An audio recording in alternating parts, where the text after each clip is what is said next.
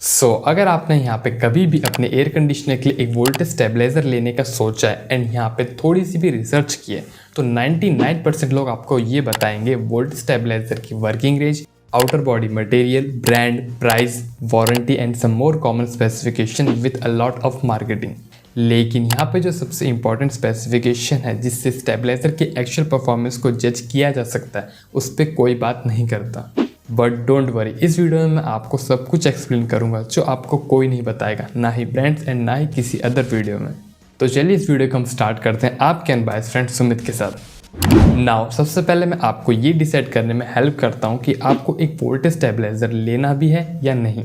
तो यहाँ पे जो मोस्टली वोल्टेज स्टेबलाइजर है उनकी बाईपास वोल्टेज रेंज होती है 210 volt to 240 volt, which means आपके इनपुट इलेक्ट्रिसिटी का वोल्टेज अगर इस रेंज में है तो आपका स्टेबलाइजर यहाँ पे कुछ भी नहीं करेगा। आपको जो यहाँ पे इनपुट देखने के लिए मिल रही है वही सेम आउटपुट आपको अपनी स्टेबलाइजर से आउटपुट में देखने के लिए मिलेगी। दैट्स वाई मैं यहाँ पे ये इजीली बोल सकता हूँ कि अगर आपके यहाँ वोल्टेज 210 टू 240 वोल्ट के बीच में रहता है एंड एट मोस्ट कभी कभार 200 टू 250 वोल्ट टच करता है और आप अपने एयर कंडीशनर के साथ एक वोल्टेज स्टेबलाइजर नहीं लगाते हो तो भी आपको अपने एयर कंडीशनर की परफॉर्मेंस में ऐसा कुछ फ़र्क देखने के लिए नहीं मिलेगा, चाहे फिर वो आपका इन्वर्टर एयर कंडीशनर हो या फिर एक नॉन इन्वर्टर एयर कंडीशनर। और ये मैं अपने सालों के प्रैक्टिकल एक्सपीरियंस से बोल रहा हूँ। बस हो सके तो MCB के साथ अपने एयर कंडीशनर के स्विच की जगह एक मोटर स्टार्टर स्विच को यूज़ करना फॉर सडन ओवरलोड प्रोटेक्शन। बाकी इसके अलावा आपके यहाँ पे इससे ज़्यादा फ्लक्चुएशन होता है या फिर आपको एक कंप्लीट पीस ऑफ माइंड चाहिए अपने एयर कंडीशनर के regarding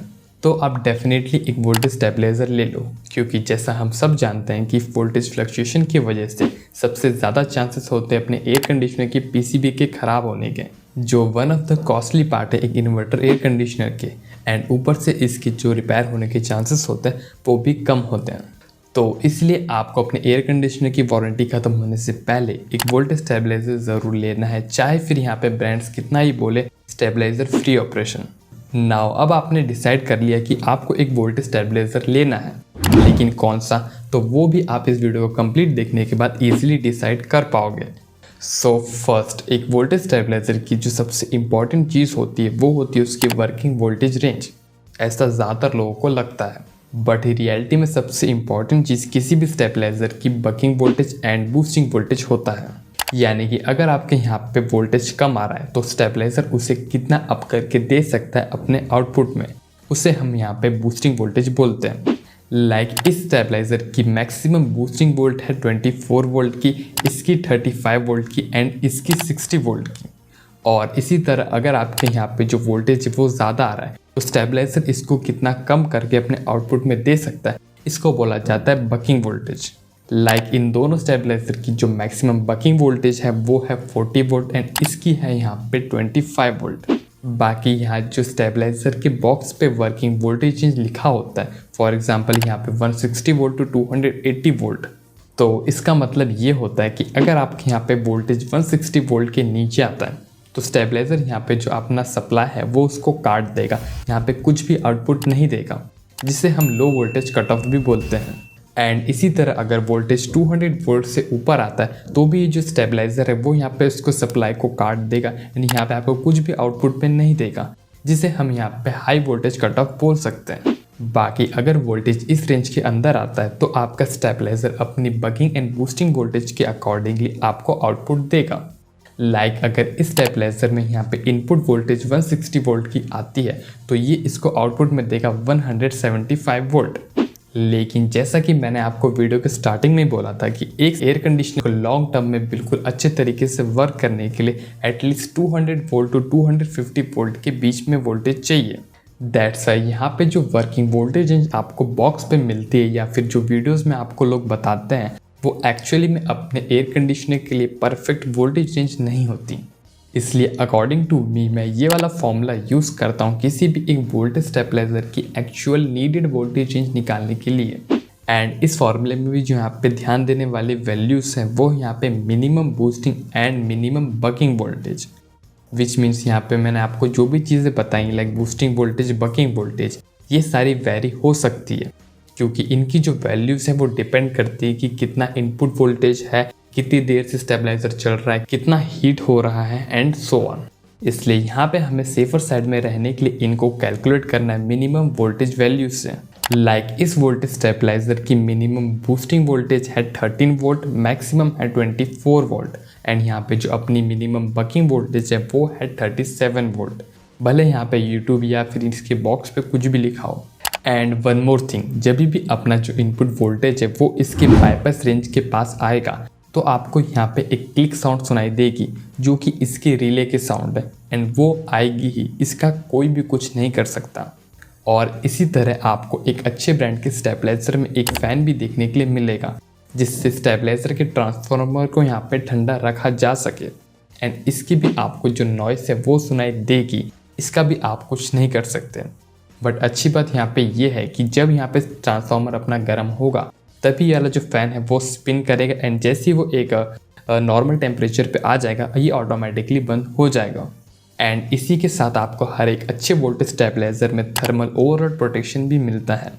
which means Jin stabilisers में आपको फ़ैन नहीं मिलता या फिर जिनमें आपको फ़ैन मिलता भी है उनमें भी अगर किसी भी रीज़न की वजह से यहाँ पे ओवर हीटिंग की प्रॉब्लम होती है, ट्रांसफार्मर ज़्यादा हीट हो जाता है तो ऑटोमेटिकली अपना जो स्टेबलाइजर है वो यहाँ पे पावर को कट कर देगा जब तक कि उसका टेम्परेचर यहाँ पे कम ना हो जाए। नाउ अब यहाँ से आगे बढ़ते हैं, नेक्स्ट इंपॉर्टेंट चीज़ पे बात करते हैं जो कि है ट्रांसफार्मर, जिसमें आपको दो ऑप्शन मिलते हैं, toroidal transformer and normal EI transformer, जिसमें no doubt toroidal transformer better होता है, इसका साइज़ भी छोटा होता है सिमिलरली स्पेक ईआई ट्रांसफार्मर से एंड साथ ही में ये थोड़ा कॉस्टली भी होता है और इनकेस अगर आपका ट्रांसफार्मर ख़राब हो जाता है तो इसकी जो रिपेयरिंग कॉस्ट है वो भी थोड़ी ज़्यादा रहती है। नो डाउट ईआई ट्रांसफार्मर्स भी अच्छे होते हैं बट टोराइडल ट्रांसफार्मर्स के अपने खुद के बेनिफिट होते हैं। बाकी इन दोनों में ही आपको कॉपर एंड एल्यूमिनियम वाइंडिंग के ऑप्शन देखने के लिए मिल जाते हैं, लेकिन जो ज़्यादा ऑप्शन है वो एल्यूमिनियम वाइंडिंग में मिलेंगे। एंड यहाँ पे जो मोस्टली स्टेबलाइज़र है इंक्लूडिंग रेप्यूटेड ब्रांड्स वो यहाँ पे ज़्यादातर एल्यूमिनियम ट्रांसफार्मर्स ही यूज़ करते हैं like V Guard and Microtek. So in short aluminium winding वाले ट्रांसफार्मर भी अच्छे होते हैं and as always copper has its own advantages. Now अब यहाँ से हम आगे बढ़ते हैं स्टेबलाइज़र कंपैटिबिलिटी पे बात करते हैं। सो हर स्टेबलाइज़र की जो कैपेसिटी होती है वो ऑलरेडी आपको उसके ऊपर लिखी हुई मिल जाती है, like up to 1 ton, 1.5 ton, up to 2.5 ton and so on. And साथ ही में आपको यहाँ पे जो मैक्सिमम एम्पियर होता है, जितना लोड ये अपना स्टेबलाइजर संभाल सकता है, वो भी आपको इस पे देखने के लिए मिल जाता है। बस आपको ध्यान यहाँ पे ये रखना है कि आप एक ज़्यादा कैपेसिटी वाले स्टेबलाइजर पे एक छोटा एयर कंडीशनर रन कर सकते हो और वहीं अगर हम दूसरी तरीके की बात करें कि आप एक छोटे स्टेबलाइजर पे एक बड़ा एयर कंडीशनर यूज़ नहीं कर सकते।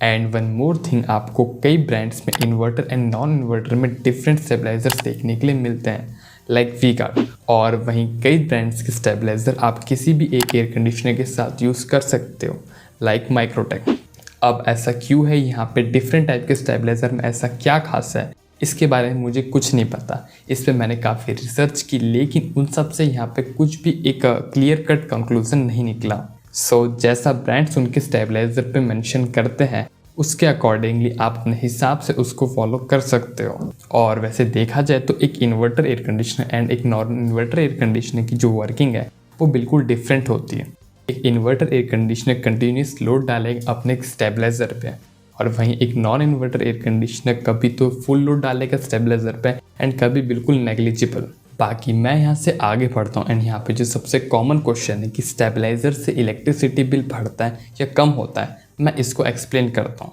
So the short answer is yes, क्योंकि यहाँ पे भले आपके एरिया में बिल्कुल भी फ्लक्चुएशन ना हो तो भी यहाँ पे हर एक स्टेबलाइजर का एक नो लोड पावर कंजप्शन होता है। यानी कि अगर स्टेबलाइजर पे कोई लोड नहीं है, उस पर कोई डिवाइस कनेक्ट नहीं भी है तो भी वो कुछ वॉट ऑफ इलेक्ट्रिसिटी यूज़ करता है। सेकेंडली, यहाँ पे एक वोल्टेज स्टेबलाइजर होता है, उसमें कई सारी चीज़ें होती हैं लाइक अपना ट्रांसफार्मर, फैन एंड ये सब भी चीज़ें अपनी कुछ इलेक्ट्रिसिटी यूज़ करती है एंड यहाँ पे इन सब की वजह से कुछ लॉसेस भी होते हैं। लाइक सबसे कॉमन लॉस है हीट लॉस, जो आपको अपने ट्रांसफार्मर से देखने के लिए मिलता है। बाकी आप यहाँ पे किसी भी स्टेबलाइजर का बिल्कुल परफेक्ट लॉस नहीं बता सकते क्योंकि ब्रांड्स अपने स्टेबलाइजर की जो एफिशिएंसी है वो मेंशन ही नहीं करती। और वहीं दूसरी तरफ अगर आपके यहाँ पे एक्चुअली में फ्लक्चुएशन होती है तो फ्लक्चुएशन की वजह से बिना स्टेबलाइजर के आपका जो एयर कंडीशनर है वो प्रॉपर कूलिंग, अपनी प्रॉपर एफिशिएंट कूलिंग कर ही नहीं पाएगा। सो इस केस में आप मान सकते हो कि स्टेबलाइज़र से ओवरऑल सेविंग होगी। नाउ अब यहाँ से आगे बढ़े तो ये है कुछ कॉमन फीचर्स जो आपको हर एक अच्छे स्टेबलाइज़र में मिलेंगे, या फिर मैं ये बोलूँ कि ये वो फीचर्स हैं जो आपके स्टेबलाइज़र में होना मस्ट है। और वहीं इनके अलावा अगर कोई ब्रांड कुछ स्पेशल फीचर्स ऑफर कर रहा है like EMI filter and some others, तो डेफिनेटली आप उन फीचर्स को किसी भी स्टेबलाइज़र की गुड टू हैव लिस्ट में तो ज़रूर इंक्लूड कर सकते हो। नाउ अब आपने यहाँ पे एक बेस्ट वोल्टेज स्टेबलाइज़र लेने का मन बना लिया अपने एयर कंडीशनर के लिए, तो यहाँ पे आप वेट कर सकते हो मेरी नेक्स्ट बेस्ट वोल्टेज स्टेबलाइज़र की वीडियो का, या आप ये व्लॉग को विजिट कर सकते हो जहां आपको ऑलवेज अपडेटेड प्रोडक्ट रिकमेंडेशन देखने के लिए मिलेगा with brief overview and decision making statement without any type of marketing. और वैसे अगर आपको वीडियो अच्छी लगी तो like share subscribe and comment करके इस टाइप के कंटेंट को ज़रूर सपोर्ट करना। बाकी अगर आप फर्दर सपोर्ट करना चाहते हो तो डिस्क्रिप्शन में आपको यहाँ पे मेरी अमेजॉन एंड फ्लिपकार्ट की एफिलिएटेड लिंक्स देखने के लिए मिल जाएगी, जिनके थ्रू अगर आप प्रोडक्ट बाय करते हो तो आपके प्राइस को चेंज करे बिना आप इस टाइप के unbiased and proper structure content को सपोर्ट कर सकते हो। बाकी अगर आपका कोई क्वेश्चन है वोल्टेज स्टेबलाइजर के रिगार्डिंग तो इस फॉर्मेट में पूछना, आपको 100% कमेंट के रिप्लाई मिलेंगे। मैं मिलता हूँ आपसे नेक्स्ट वीडियो में, तब तक के लिए बाय।